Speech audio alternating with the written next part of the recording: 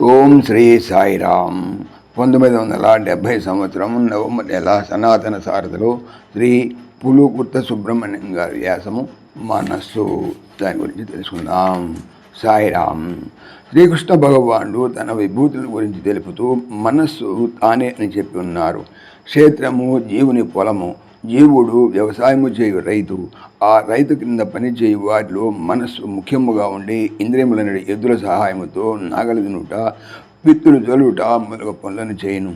ఈ మనస్సు సత్యాసత్యములను గ్రహించగా ప్రతి నిమిషము విషయములనేటువంటి పొలంలో పనిచేస్తూ ఉంటుంది. ఇటుల దునుట వలన కర్తవ్యము, కర్మాచరణం అనేటువంటి తత్వము బయటకు వచ్చును. మనస్సు ఈ తత్వమును నాశనము చేసి కుకర్మములనేటువంటి ఎరువులను పరిచి పాపములు అనేటువంటి పంటను పండించి జీవునకు అనేక జన్మల వరకు దుఃఖమును కలిగించును. విషయ వాసన బలవత్తరము కాగానే విషయములలో చేరి కష్టముల పాలు చేసి ఆడించును. ఇంద్రియముతో బుద్ధికి మధ్య రజోగుణము భుజము పైకెక్కి నిరంతరము ఆడుతుండేది మనస్సు. శరీరమున సకల ఇంద్రియములకు ధర్మము కలదు, కానీ మనస్సు చంచలత్వముతో కూడి ఉండును. ఈ చంచలత్వము బుద్ధికి బయట అహంకారపు సరిహద్దున ప్రబలముగా ఉండును. దానికే మనసు అని పేరు పెట్టబడినది.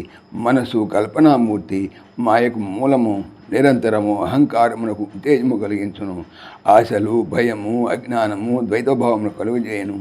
బుద్ధిని కట్టివేయును. ఇంద్రియములను విషయ భోగములందు చిక్కుకున్నట్లు చేయను. ఇట్టి దుష్టశక్తి మనస్సు.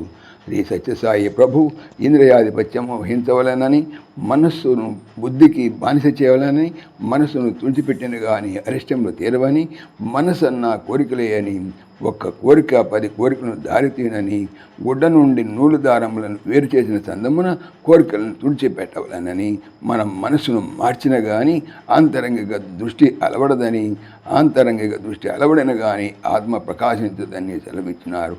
కోరికే మనసును పచారులు జయించునని, కోరికలే మానవుని దగ్ధమనర్చునని, అల్పమైన కోరికలను తీర్చుకొనవలనేటువంటి అభిలాష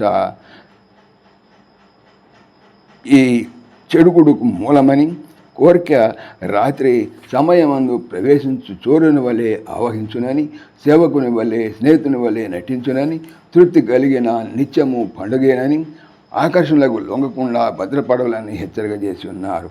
అదేను కాక ప్రపంచం యొక్క సౌగంధము, దుర్గంధము తెచ్చేది ఈ మనస్సేనని, మనస్సును దుర్గంధము పాలు చేసిన విసుగు జనించునని, సౌగంధము పాలు చేసిన హాయి నొసంగునని, మనస్సును నిగ్రహించుకున్నట ఏందే శాంతి రహస్యము కలదని మానవుడు మొదట ఆ విద్యని అభ్యసించాలని హితవు పలికారు.